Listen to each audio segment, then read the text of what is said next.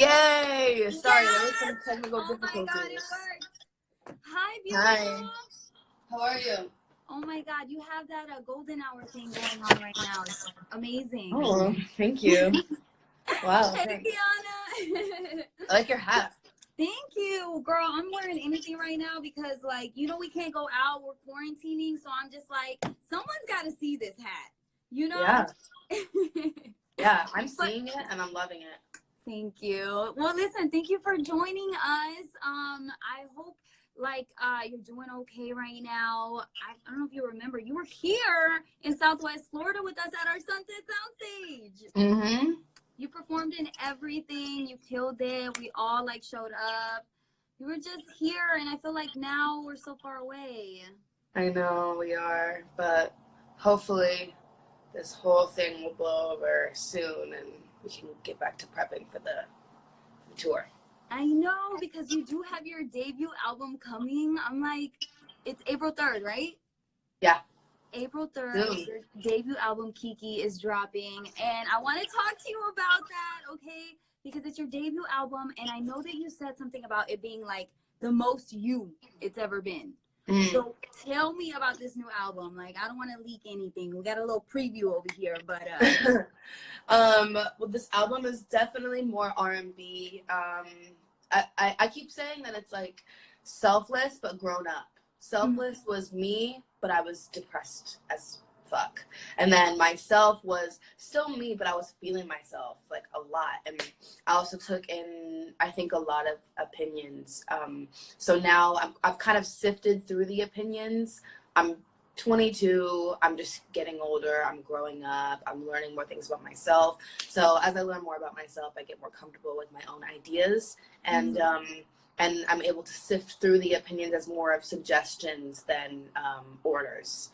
So I am kind of taking the good parts of what other people think and things that I agree with, and then also, getting back to me.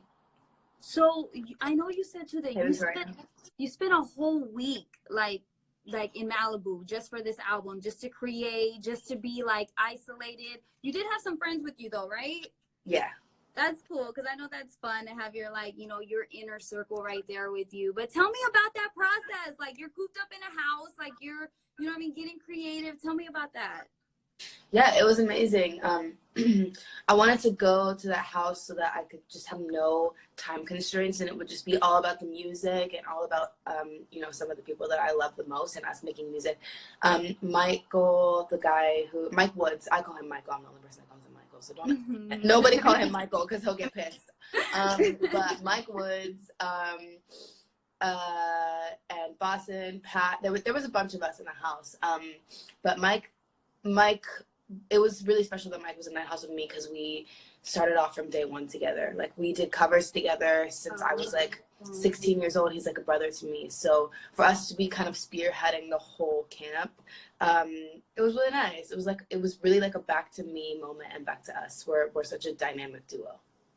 Aw, I love that too, because so I'm honestly like, we got a preview of your album over here. It is so fire. Like, I'm not even just gassing you up. I'm like ready to go put the bath bombs in the bubble bath, chill, and like listen to the album, cry a little bit, hit up my bestie with the FaceTime. But like, I can we talk about who's on it with you? Like, because it's R&B, it's a very chill vibe, but you've got some people on there with you that I'm just like, yes, thank you for collaborating together and making music. But can we talk about who's on it? Yeah, of course. Ari's on it. We did something really special for the chocolate video, since we're stuck in quarantine, but it's gonna be really fun. I can't wait for you guys to see that. Ari is just such a Black queen, and I loved having her on the song. I can't imagine anybody else being on the song, so that was amazing. Black was super cool, super random, but not random at the same time. Like, I knew I wanted Black on the album, but he had messaged me randomly and was like, I'm such a huge fan. And I was like, no fucking way, this is perfect, because now I can sing the song. Oh, yeah. And and he loved the song, and he did it literally within the same night and sent it back.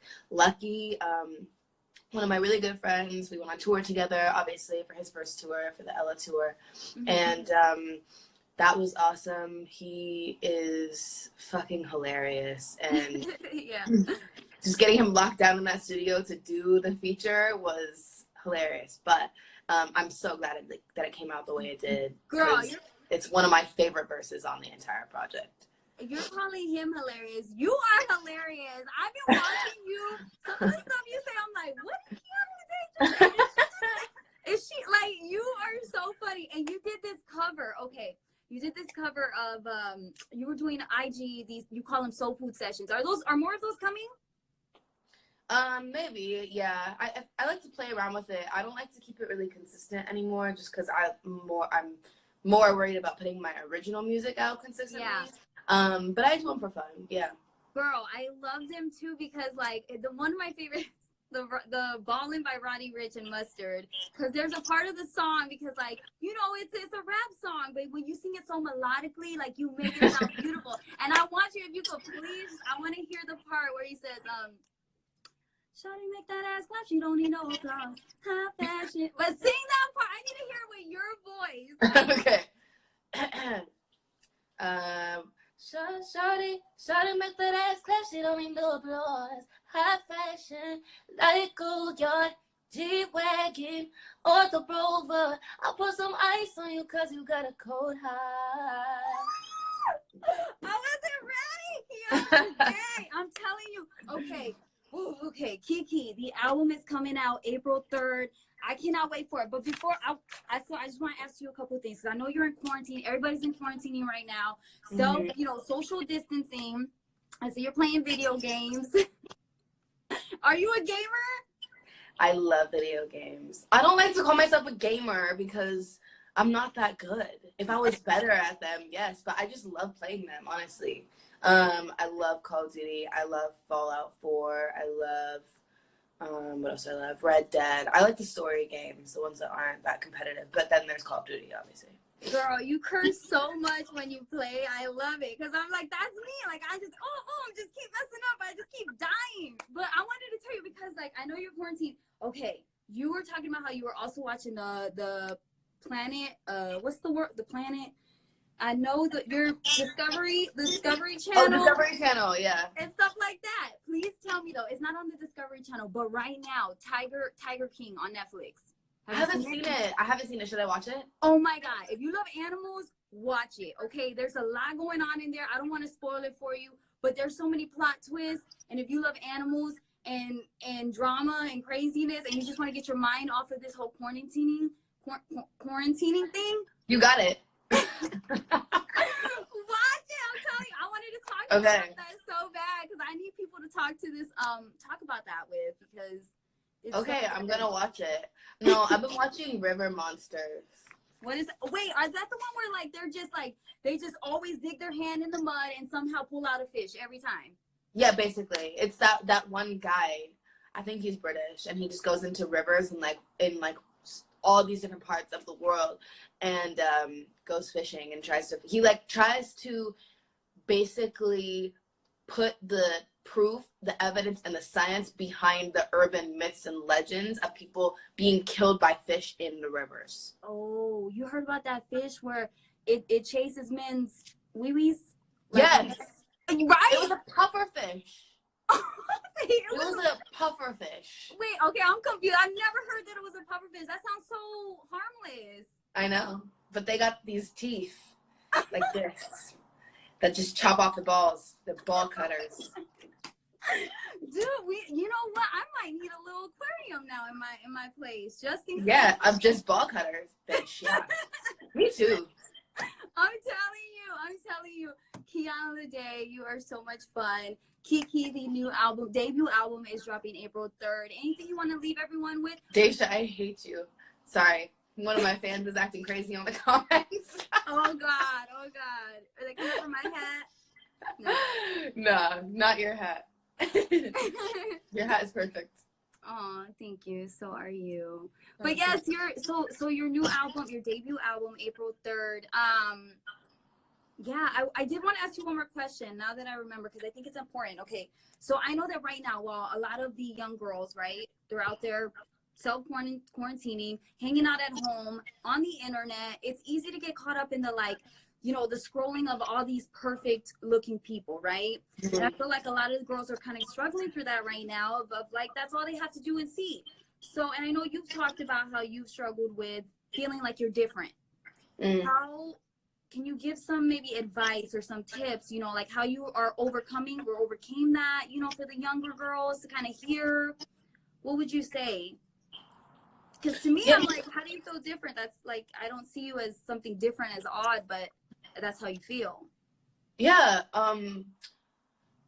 I think just being mixed, it's funny because okay, let me give you a backstory of why I was laughing. My fan Daisha always puts in the comments now, what are you mixed with? Because everyone always asks me what I'm mixed with. So it's so funny that you bring that up, because one of the reasons that I feel like different is, and it's not necessarily different in a bad way. I think different is great. But being mixed, I feel like I've never really belonged to one thing, and I've wanted to so badly. Like, I've always felt like a black sheep of my own culture, of my own family, of my own I mean, even music community, honestly, because I like such a variety of things. Luckily, I feel like we're getting to a point now where everyone's listening to everything, and you know, even the radio stations, like even let's talk about pop, for instance. Before, it was like only Ariana Grande, Taylor Swift, Katy Perry, like very, very pop, bubblegum pop. And then Billie Eilish introduced anti-pop, and now she's on pop stations. And people would, I'm sure pop PDs would have never thought, like, we're gonna play Billie Eilish today. Never. Right. But you know, we're in this cool spot where genres are really bending. Like, people are really genre bending. People don't really have, you know, one thing that they belong to, which I think is something great that social media has done. We're all open to hearing about different things. But growing up in school, I didn't really have that. I wasn't on social media. Social media wasn't really big when I was growing up. So it was a lot of me just trying to figure out why my differences made me not able to, you know, I grew up in South Phoenix, so I grew up in a mostly Mexican and black neighborhood. I didn't hang out with the Mexican kids. They wouldn't let me because I didn't speak Spanish. So, like, they'd be cool with me. I ride the bus with them, but they wouldn't hang out with me on the weekends because they're like, you can't even keep up with us. Like, you don't even speak Spanish. Girl, you would have told my crew like nothing, but go on. That's thanks. Not that there was anything, like, they didn't mean any harm by it. It's just we didn't have that much to talk about because I wasn't speaking their language, you know? And, you know, the black kids, like, my dad is black. My dad wasn't really in my life until I was a little bit older. So, you know, some of the typical, like, black culture things I didn't really grow up with. So I found, you know, and my native side is from my Mexican side. So, and my dad, my mom never knew her dad because he got deported back to Mexico before she was even born. Wow. So for me, like, I found a lot of confidence and freedom and just like comfort in music, and it didn't matter what kind of genre it was. I listened to everything, but I really loved singer-songwriters, and I loved R&B, and it also helped me connect to, you know, especially my black side. I felt like I could see people that looked like me on the TV, and yeah, so it was definitely hard to not be able to find, you know, that one group. But it's helped me become who I am today. So yeah, it really has, girl. I truly believe that even with bad, there's always a lesson. There's always a win in it some way. And yeah, I think so. I think what the advice would be is to, like, if you're passionate about something, you're interested in something, throw yourself in it, you know, so that you don't focus on these other opinions, and you get so focused into that you don't even have time to hear opinions or care about them. You know what I mean? And I think that's really important too, is that when you start focusing on yourself and your passions, that all that other stuff kind of fades and bleeds out. But Kiana Ledé, you're amazing. Thank you so much for hanging out with us. You gotta be ready for her debut album, April 3rd. Kiki, Kiana Ledé, thank you for joining us on IG Live. I hope to talk to you soon. Thank you. Thanks for having me. Bye, boo. Bye.